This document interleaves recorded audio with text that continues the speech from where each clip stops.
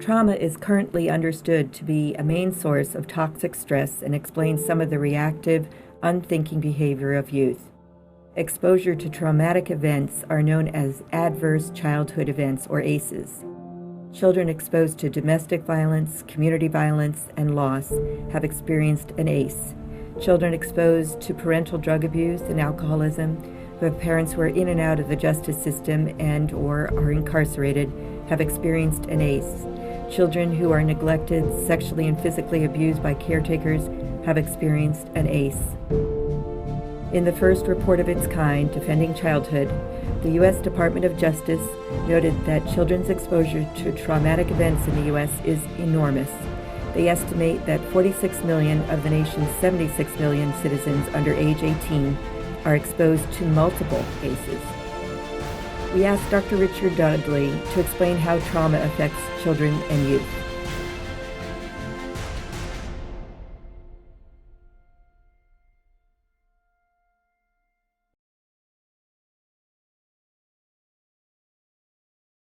The trauma-related symptoms, the overreactivity, these are the kids who seemingly seem to snap for no reason. You know, they're irritable, they overreact, they see danger when it's not really there. The slightest little thing will push their button, and they'll overreact to this perceived threat. And an adult who thinks, well, I can simply stop that by being more threatening, you know, only escalates the problem instead of, you know, calming it down. You know, that sort of show of strength, and missing the fact that that this is a kid with a trauma history and he's simply afraid. An adult who has some sort of recognition of that, and that they've seen or learned that this child or adolescent has this sort of trauma history, then they can deal with them in a different sort of way that's not threatening, that doesn't provoke this sort of behavior. You know, an adult who comes in a more threatening sort of way, of course, will. And if they still fail to recognize that that's what's going on with this child or with this adolescent, then they're just kind of in a spiral where they're both provoking each other.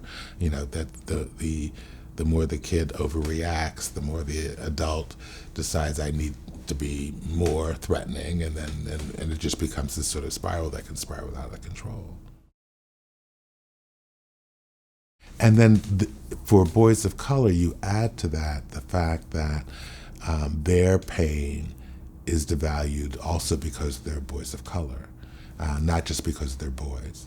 And so it's kind of a double whammy that they're dealing with, and recognizing that they have been traumatized in some sort of real way, and that can affect their behavior, is something that's very difficult for people to kind of grasp and understand.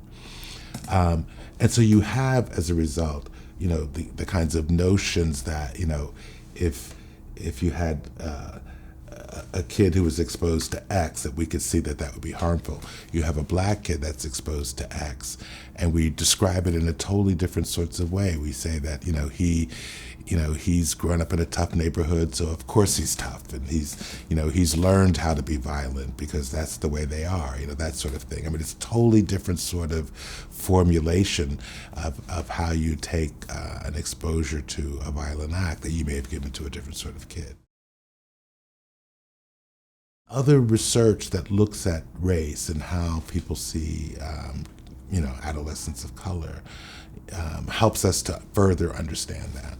So for example, the studies that look at, the estimates, even of police officers, the estimates of how old kids are, and that, similar age kids, white kids, black kids, the black kids will always be perceived as 4 or 5 years older than the white kids. Well, that has a big implication when you're dealing with kids on the street, right? Because the older looking kids, you expect something different from. If you're talking about a kid who's 14 and you think he's 18, you expect something different, and you hold him more accountable because you think he's older and he should know better and that sort of thing. So you're not even looking at that kid as a young adolescent anymore who has the problems of young adolescents, just because of the fact that you've misperceived him as being so much older. So the kind of the most obvious one is that when you interview these kids, and you see it like in police tapes, when you look at police interrogations of kids and stuff like that, these the African American adolescents are kind of sitting there as if this is no big thing, it doesn't even bother me, they're looking like they don't care, and it's interpreted as a lack of remorse, and they don't. It's striking that it's not understood as a way to control how anxious and frightened I really am.